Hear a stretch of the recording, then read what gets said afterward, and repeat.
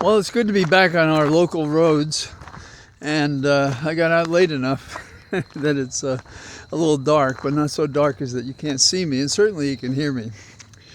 There are a number of things going on, but driving up north from Georgia to Virginia, I got a good idea of the suffering to the east of us, where the hurricane struck and did great damage.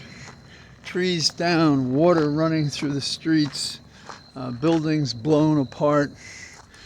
The refuse and destruction, even after a week of cleaning up, is still abundant.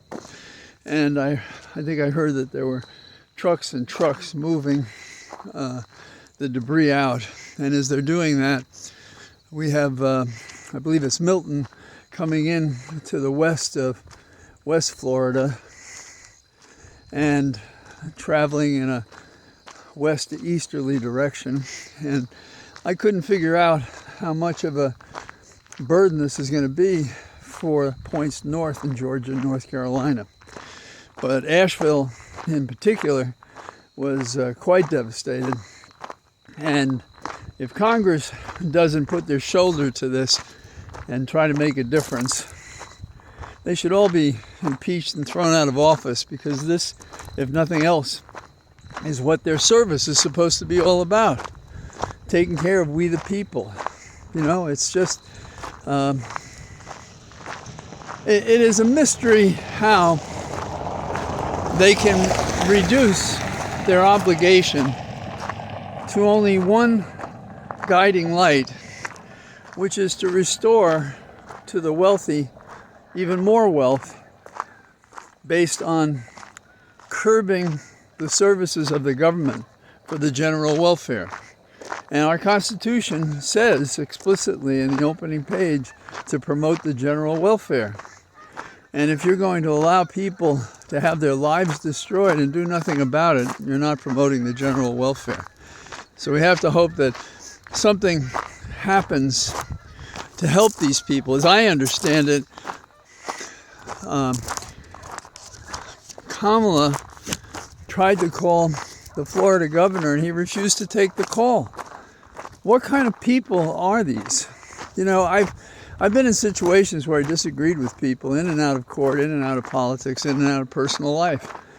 And you can almost always have at least a civil conversation and try to avoid the interactions that are poisonous. And I got a master's degree in that, I think, working on the Hill more so than in any of the cases that I've handled in my life. So, you know, if you want a reason to vote, at the same time we're talking about Georgia and how terrible the accommodations for these hurricanes are, we have courts there that are refused to ban the abortion ban while it's pending and being argued.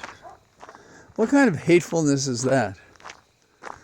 That sounds like a bias, because if the condition before was to allow abortions and there's a challenge to the law banning abortions, then we shouldn't seek to change it unless and until the ban is upheld, which I'm opposed to. But we grant a fiction here, and the fiction is that the court will, notwithstanding its apparent politics, is going to find a way to uphold the ban on abortions. Women be damned. That's some protection racket, isn't it? When you have Trump say he is the protector of women, and this is the situation we have to deal with. Now, today, front and center, we're concerned about what some are calling the forever war. And there is a symmetry, in my experience and observation, between religious states and others. And as long as religions are not indifferent to each other. Indeed, seem to hate and want to destroy other religions for reasons that escape me, we will have these forever wars. And I heard the most haunting interview today by a woman, and I believe it was on MSNBC, and maybe you did as well. And she was the most articulate in her suffering and her crying. And I felt when the interviewer was asking her questions and she applauded her for speaking emotionally, I thought that she suffered, the woman that was being interviewed was suffering from recounting quite factually who had suffered in this war and how she'd lost people and there were still hostages, and the only thing she was concerned about and the basis of her protest to the government as an Israeli citizen was that they were not interested or concentrating at all on the hostages. It was a powerful statement, and she answered the questions put to her, and it had the authenticity of a person working through the thoughts as she spoke.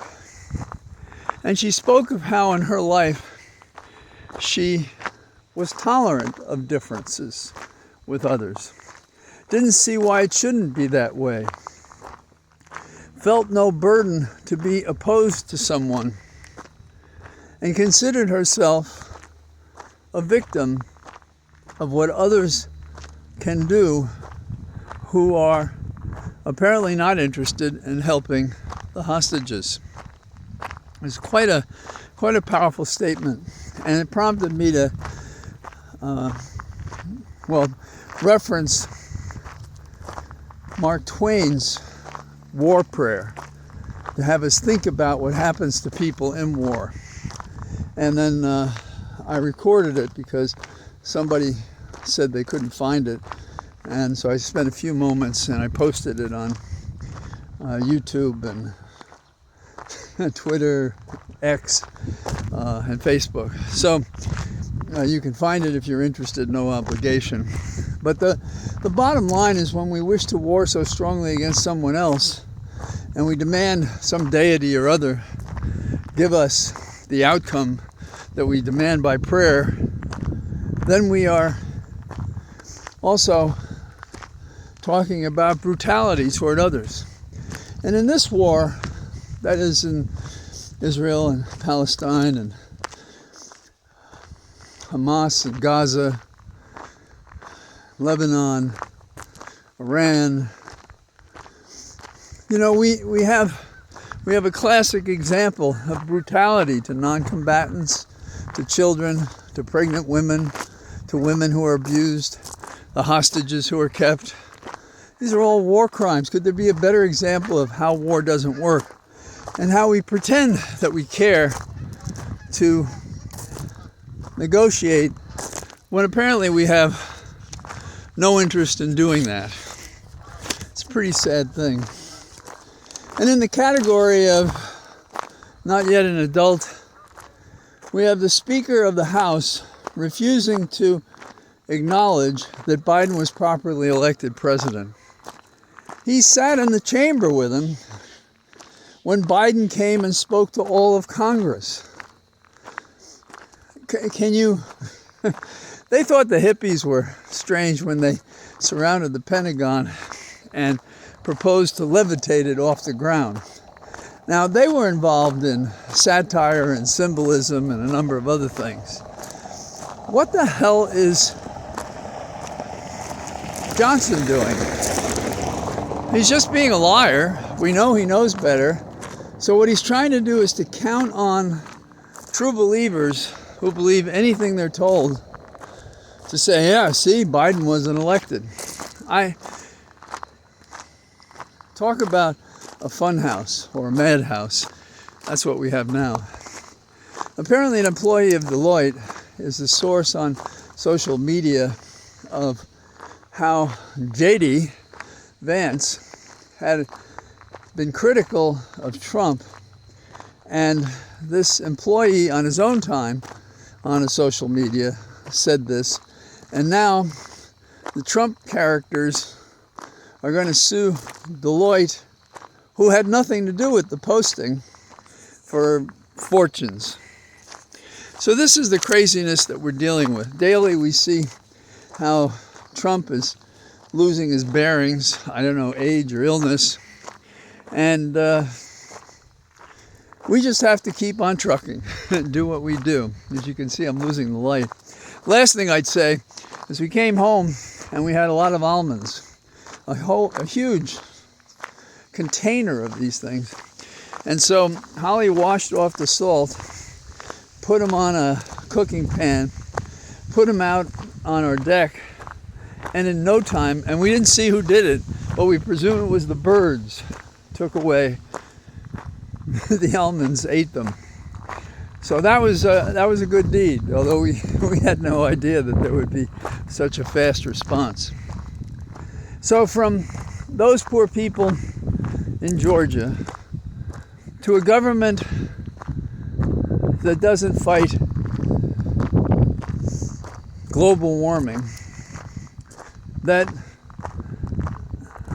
has people make statements like the speaker in the line of succession to the president. If anything happened, he won't acknowledge that Biden was elected. If there are enough intelligent people in America, we should overcome this guy in a flood of votes, deciding this guy, who can't even speak straight anymore, belongs not only to lose the election, but to go to jail and to pay these huge fines. And he and his friends, if it takes 10 years, we should prosecute every last one of them and send the message that we didn't send when we had Nixon, that he could not be trusted to go off and leave a legacy of that's what's happened when you go wrong. Because it was perceived that he wasn't punished enough. And so we still have these characters, some of whom worked with Nixon, doing the same damn thing again, and now they're doing it with this Trump fella, the man-child, who doesn't give a damn about anyone. And still, he gets their support because they're going to give him dirty shekels from tax breaks and things like that. So, I'm back. It's almost dark. I'm going to lose you shortly. So, I say good evening from my cathedral of darkened trees. Bye-bye.